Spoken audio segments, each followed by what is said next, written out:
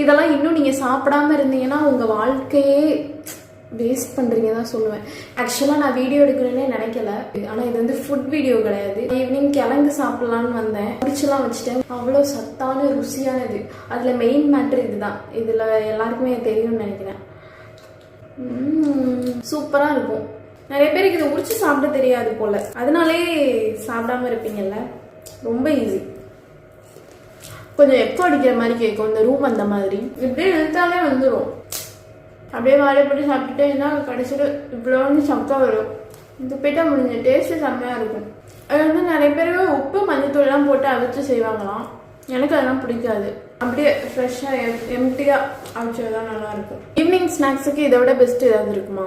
நிறைய பேர் burger, pizza இந்த மாதிரி போகிறாங்களா? ஆனால் சாப்பிடுவாங்க, சாப்பிட மாட்டாங்களா?